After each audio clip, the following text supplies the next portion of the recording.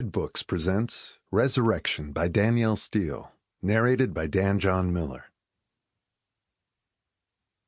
To my beloved children, Beatrix, Trevor, Todd, Nick, Sam, Victoria, Vanessa, Max, and Zara, so greatly loved, may you be safe and blessed, strong and whole, and cherished by those who love you. May they love you as much as I do. With all my love, Mom, D.S. Chapter 1. Darcy Gray always put the finishing touches on her blog, The Gray Zone, on Sunday nights after she'd let it sit for a few days. She liked to take a last look.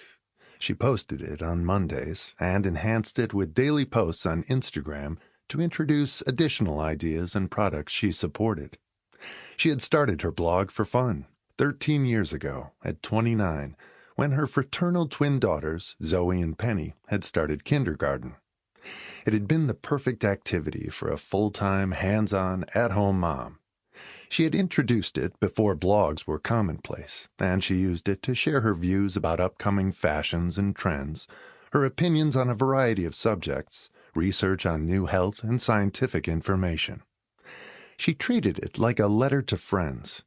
It had gone viral almost immediately, and for more than a decade, she had been one of the most respected bloggers and influencers in the country, and even around the world. Her readers trusted her.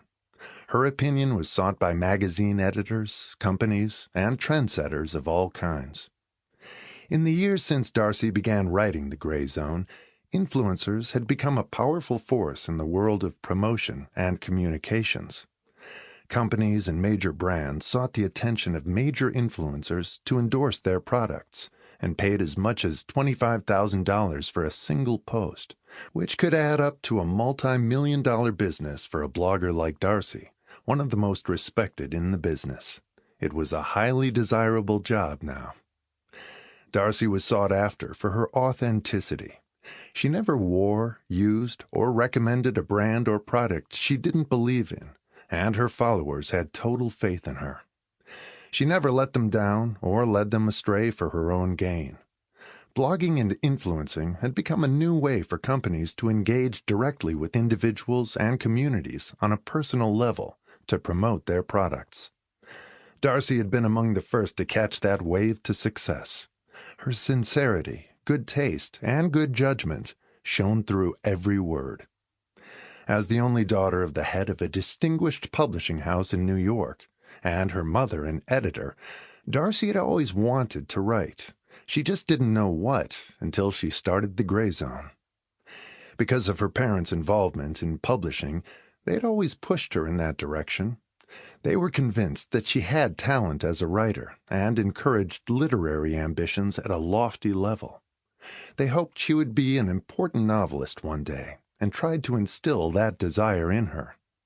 She had been an English literature major at Princeton, which had been her parents' wish for her. It was her father's alma mater.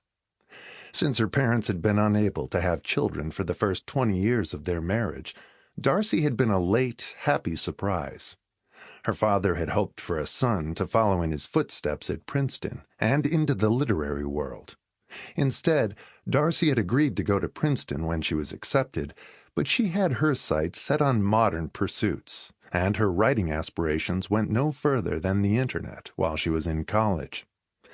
The disadvantage she found in having older parents — her mother was 46 when she was born, and her father 10 years older — was that they were overprotective and old school in all their views of the world. Both from New York families, venerable and distinguished, but with diminished funds, they wanted Darcy to live in their own familiar world, but she was of an entirely different generation and mindset. She was an independent, free-thinking young woman, and her parents' lofty literary world held no appeal for her. It seemed like a relic of the past. In their dreams for Darcy, they imagined her following a path similar to their own, working for 10 years as a writer or editor in publishing, and marrying someone like them one day, with the same goals and interests. Instead, Darcy had met Charles Gray in her junior year at Princeton through a mutual friend. 10 years older than she